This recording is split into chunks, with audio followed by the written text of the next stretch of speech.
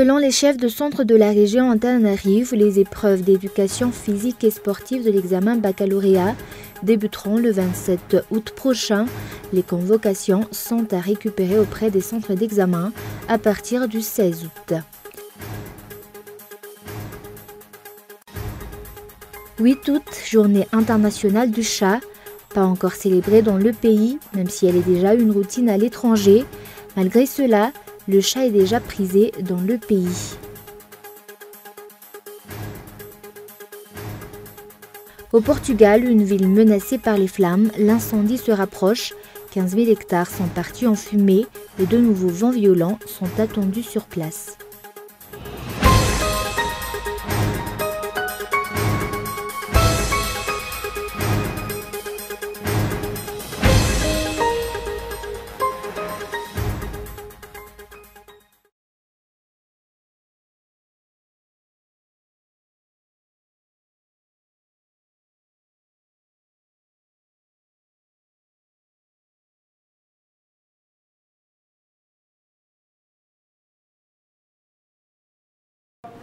Bonsoir à tous et bienvenue dans cette nouvelle édition du journal en version française sur Cool TV. À la une, quelques mois avant l'élection présidentielle, la sécurité dans tous les domaines figure parmi les points importants pour la mise en place d'une élection transparente et acceptée par tous. Tous sont responsables, le CFM, les forces de l'ordre et les sociétés civiles. Reportage de Henri Florian. 3 mois avant l'élection présidentielle, dans le pays, l'apaisement politique et la sécurité doivent être palpables. Mis à part la Commission électorale nationale et indépendante, le Conseil pour le Fampiavan à Malagas tient également un rôle important. Le CFM a pour rôle principal de mettre en place l'apaisement avant, au moment et après les élections, notamment sur le Fampiavan.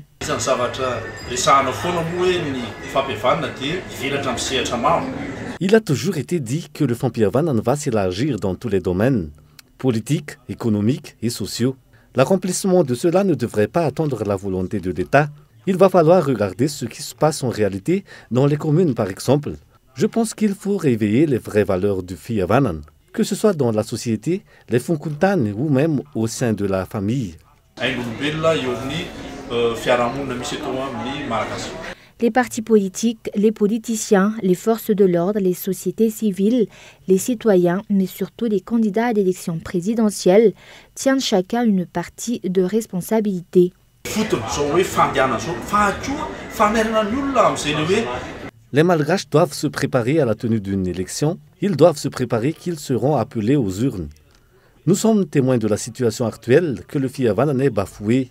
L'argent et la politique prennent trop de place dans le pays. Il faut se préparer. Un atelier entre le CFM et les chefs de Funktan ainsi que les maires de la commune à Nalavour a eu lieu à Nalavour, un atelier ayant pour objet la mise en place de l'apaisement politique par rapport au contexte actuel dans lequel vit le pays. Et selon les chefs de centre de la région Antananarivo, les épreuves d'éducation physique et sportive de l'examen baccalauréat débuteront le 27 août prochain. Les convocations sont à récupérer auprès des centres d'examen à partir du 16 août. Reportage de Faizo Rafali. Ce matin, lors d'une rencontre avec la presse à Ankourjan, le ministre de l'Éducation nationale a affirmé que les épreuves EPS pour les candidats du BEPC sont déjà achevées et que ceux du baccalauréat prendront fin la semaine prochaine. Une déclaration tout à fait contradictoire à ce qu'ont affirmé les chefs de centre et le coordonnateur de l'éducation physique et sportive aux examens du baccalauréat de la province d'Antananarivo. Selon eux, les convocations sont à récupérer auprès des centres d'examen à partir du 16 août prochain, tandis que les épreuves d'EPS débuteront le 27 août.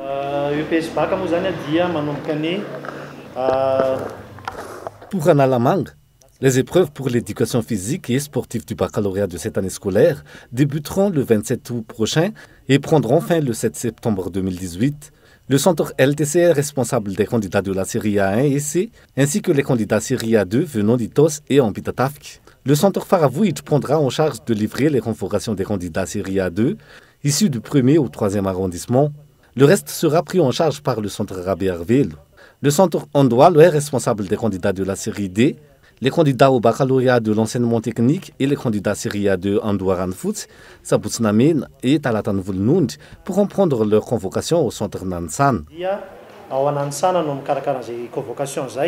Une organisation est en cours pour les épreuves d'EPS pour les candidats au BEPC. Ce sont les mêmes centres et mêmes enseignants qui prendront en charge les épreuves EPS et BEPC et du baccalauréat. Nous avons envisagé que les épreuves EPS de l'examen BEPC auront lieu au mois de septembre après les épreuves théoriques de l'EPS PAC. En outre, les enseignants d'EPS revendiquent la hausse du coefficient de cette matière aux examens officiels et que cette épreuve soit obligatoire pour les candidats au BEPC. Par ailleurs, pour ce qui en est des sujets d'examen, les sujets du CEPE sont déjà achevés, tandis que l'élaboration des sujets d'examen du BEPC pour cette année a débuté aujourd'hui.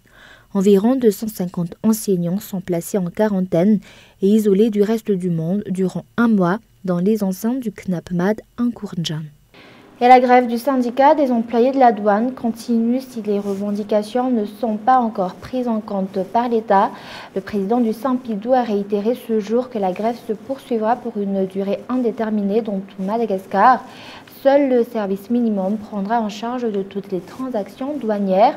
Et jusqu'ici, si les revendications des autres syndicats en grève ont été prises en compte par l'État, le Saint-Pidou a été mis de côté. Et à titre de rappel, l'annulation du partenariat avec Gasnet, l'amélioration des règlements internes, telles sont les raisons d'être de la grève du Saint-Pidou. Une personne tuée, 5 autres grièvement blessés. Voilà le bilan d'une attaque sur la route de Troumandid-Mantrang qui a eu lieu hier matin. Des membres des forces de l'ordre sont chargés d'escorter les caravanes, mais cela ne règle rien. Reportage. Hier, dans la matinée, vers 8h30, une attaque a eu lieu sur la route nationale numéro 1, bis reliant Troumandid et Mantrang. Bilan, 1 mort et 5 blessés.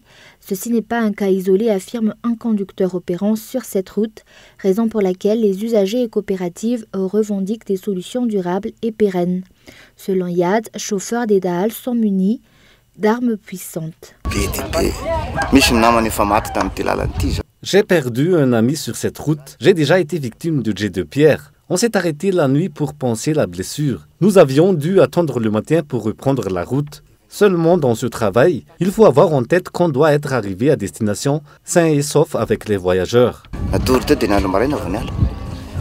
Des agents des forces de l'ordre sont chargés d'escorte des caravanes des taxis brousses.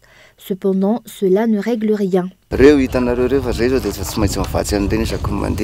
Les barrages et attaques sur route s'intensifient malgré le fait que nous sommes escortés. Nous sommes obligés de les emmener avec nous. Nous avons une autorisation. Une organisation est aussi mise en place pour sécuriser les voyages. Cette région est beaucoup productive qu'on imagine, mais le problème d'insécurité devrait être une grande préoccupation des responsables étatiques.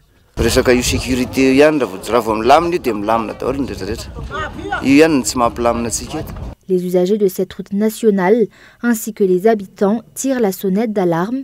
D'après eux, les mauvais états des routes allant de Troumandid à Mantrang ne font qu'amplifier l'insécurité incessante. Cette distance de 404 km se fait en 2 jours au minimum et pourrait atteindre une semaine en période hivernale. Et on passe aux actualités internationales. 8 août, journée internationale du chat, pas encore célébrée dans le pays, même si elle est déjà une routine à l'étranger. Malgré cela, le chat est déjà prisé dans le pays. Reportage de Michael Ramarla.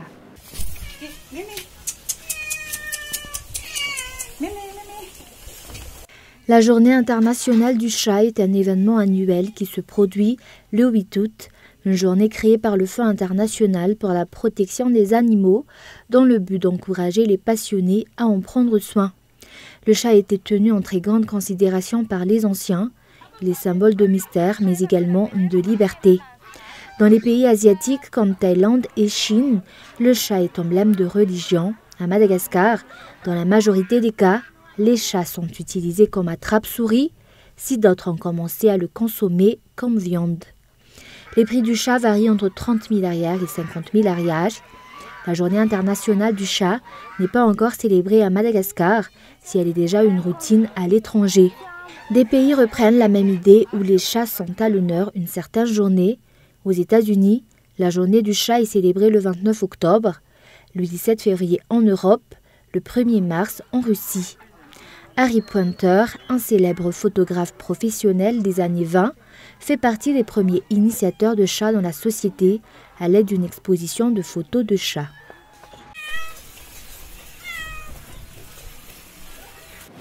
Et place maintenant aux actualités internationales où s'arrêtera la crise entre le Canada et l'Arabie Saoudite. Les tensions s'accentuent entre les deux pays. Reportage de France 24. Le gel des relations commerciales avec Ottawa, Riyad s'attaque cette fois au secteur de la santé. Le royaume wahhabite a décidé ce mercredi de rapatrier tous ses ressortissants pris en charge dans les hôpitaux canadiens. L'Arabie saoudite a aussi annoncé l'arrêt de tous ses programmes de traitement médicaux en cours dans le pays. Les États-Unis, partenaires et alliés des deux pays, ont exprimé leur inquiétude ce mardi face à l'escalade des tensions. Nous avons abordé la question du Canada avec le gouvernement saoudien. Ces deux pays sont amis, ce sont des partenaires. Les deux parties doivent résoudre ensemble cette crise diplomatique. Nous ne pouvons pas le faire à leur place. Parmi les victimes collatérales du conflit, les étudiants saoudiens basés sur le sol canadien. Lundi, toutes les bourses allouées au Canada par le Royaume ont été suspendues et les milliers d'étudiants saoudiens déjà installés là-bas devront être transférés vers d'autres pays, comme les États-Unis. À l'origine de la crise, un tweet publié vendredi dernier par le ministère des Affaires étrangères canadien et qui appelle à la libération immédiate de militants des droits de l'homme, dont Samar Badawi. Cette militante a notamment fait campagne pour la libération de son frère Raif Badawi. Ce blogueur dissident est emprisonné depuis 2012 pour des propos tenus sur son site. En 2014, il est condamné à 10 ans de prison et 1000 coups de fouet. L'arrestation de Samar Badawi est intervenue quelques semaines après celle de plusieurs militantes des droits des femmes. Les autorités les ont accusées de porter atteinte à la sécurité nationale. Et au Portugal, une ville menacée par les flammes. L'incendie se rapproche. 15 000 hectares sont partis en fumée et de nouveaux vents violents sont attendus sur place. Reportage. Une atmosphère irrespirable. Dans ce village près de Montchique, les habitants sont évacués peu à peu par les pompiers. Les flammes ne sont plus qu'à quelques mètres de certaines maisons. En 5 jours, déjà 15 000 hectares de forêt ravagés et plusieurs dizaines de maisons détruites. Mais malgré la baisse des températures, le feu reste incontrôlable. Sa force est telle que le nuage de fumée est même visible depuis l'espace. Ici, l'incendie vient d'arriver aux portes du village. Pour protéger leurs biens, certains habitants refusent de partir, comme le propriétaire de ce restaurant. Si je ne reste pas ici pour sauver mon restaurant, tout va brûler. La police m'a demandé de partir tout de suite, mais je veux rester. Plus de 1200 pompiers mobilisés, une centaine de soldats. Le dispositif est sans précédent au Portugal. Devant l'ampleur des dégâts, les habitants, eux aussi, tentent de prêter main forte. J'essaie de retirer les herbes du sol pour éviter que le feu se propage. Mais il y a beaucoup de fumée. C'est difficile. Depuis hier, l'inquiétude redouble à mesure que le feu se rapproche de la côte. Ici, il ravage les coteaux de la ville touristique de Silves, près de 40 000 habitants. L'incendie a déjà fait 30 blessés, dont un grave.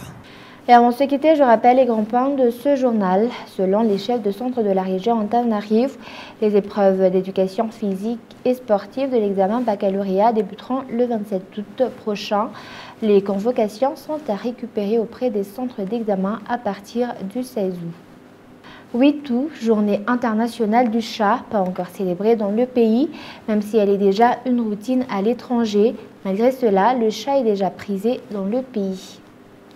Et au Portugal, une ville menacée par les flammes. L'incendie se rapproche, 15 000 hectares sont partis en fumée et de nouveaux vents violents sont attendus sur place. Et voilà, c'est la fin de ce journal. Merci de votre fidélité. Au revoir et bonne soirée à tous.